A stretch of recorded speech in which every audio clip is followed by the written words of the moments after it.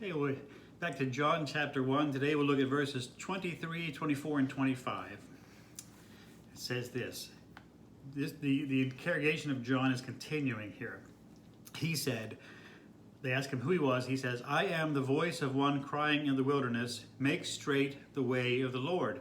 As the prophet Isaiah said, now those who were sent were from the Pharisees, and they asked him, saying, "Why then do you baptize if you're not the Christ, or Elijah, nor the prophet?"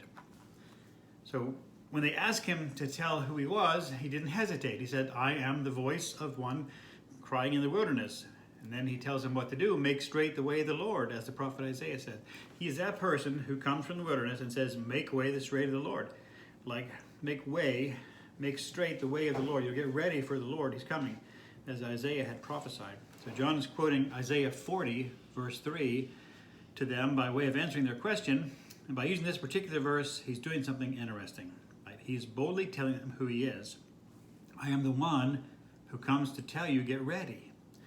So on the one hand, he's declaring, I am the one you think you're talking about when you ask me if I was Elijah. But on the other hand, he's answering them in a humble way. They ask, who are you? And he says, I'm just a voice. I'm just a voice.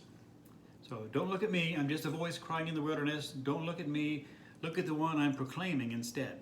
So he's answering this in a humble way. His answer is humble and potent at the same time, which makes it really interesting.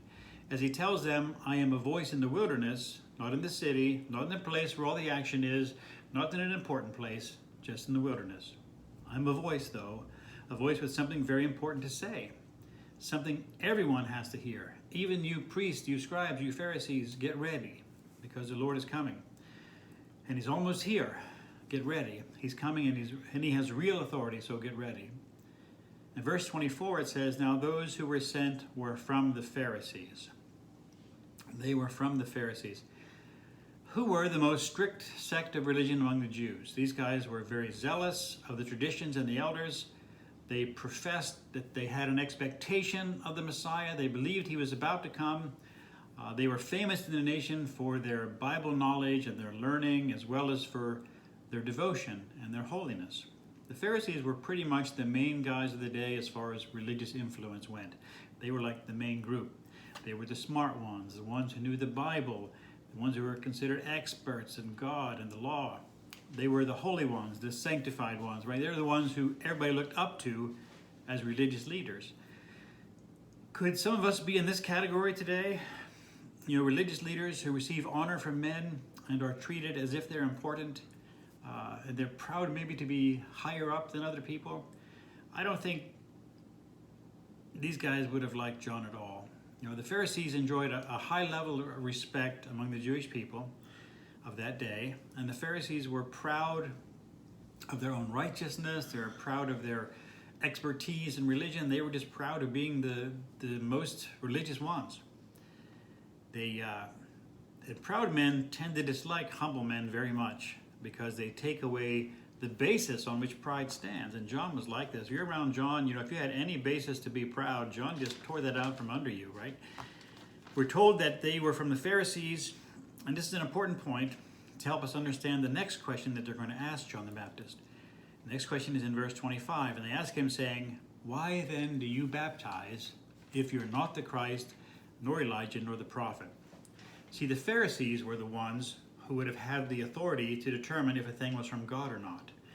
And I don't say they had this authority from God, but I mean that they took this authority to themselves, and generally speaking, the people viewed them as having that authority from God. They were the ones who decided if something was from God or not. So when something new happened, like John the Baptist and like Jesus coming on the scene, they investigated. Nothing new could be permitted by them if it didn't maintain their place at the top. So anything that would kind of bring them down or displace them, they were going to disapprove of. The Pharisees were not happy with any new thing if it didn't come from them, basically. And the decisions of the Pharisees were generally accepted by the masses, so their opinion was kind of important socially. In fact, they were so respected that many even considered them to be infallible. So if you ever wonder where this concept of infallibility in religious leaders came from, there you have it. It came from these days. The Pharisees were gatekeepers of religion. Nothing could come through the gate and get to the people without their permission. And their permission would not be granted if the new thing diminished them in any way. They were the opposite of John the Baptist. And later we'll hear John saying of Jesus, "He must increase while I must decrease." But the Pharisees would say it this way: "He can increase, but only if it increases me more." So they came to question John, and they asked him, "Why do you baptize?" The custom in those days was to baptize only new converts to Judaism or priests when they were about to start their service when they came of age. So these are the only kind of people who would be baptized: priests who were beginning their service as they turned to the right age, or new converts from outside of Judaism. But John was baptizing everybody, even common people who were not priests and who were already Jews. So they wondered, how could he be baptizing without getting prior consent and permission from them, basically? In their minds, John was taking authority upon himself, which he had no right to take. To them, John was very arrogant. They didn't see him as humble. They saw him as arrogant for doing these things without their permission. And how could he baptize people who were already Jews? There was a belief among the Jews that when the Messiah came, everyone would be baptized either by him, the Savior, or by the prophet Elijah. And they got this belief from Zechariah chapter 13, verse 1, which says, "In that day a fountain shall be opened for the house of David, and for the inhabitants of Jerusalem, for sin and for uncleanness." So it seemed in their thoughts about him baptizing, it seemed to them that either he was the Messiah, or he was Elijah, or he was some expected prophet, or he was an arrogant fraud and didn't respect their authority and position, was claiming to be somebody important. So when John with his own mouth confessed that he was not any of these things, he confessed he's not the Messiah, he's not Elijah, he's not the prophet. So their idea was, well, you just admitted you don't have any authority to be baptizing, so why are you doing it? This is what this is really about. So with just a casual reading of this verse, you might not notice the powerful aggression in the question. And they ask him, saying, "Why do you then baptize if you're not Christ, nor Elijah, nor the prophet?" Because only these guys have the right to baptize like this. And so they're being very aggressive. In other words, they're saying to John, "Who do you think you are? You have no right to be baptizing people." So they tried to intimidate John with this kind of questions. They had attempted to get him to respond to them in pride, and it didn't work. So now they try to intimidate him.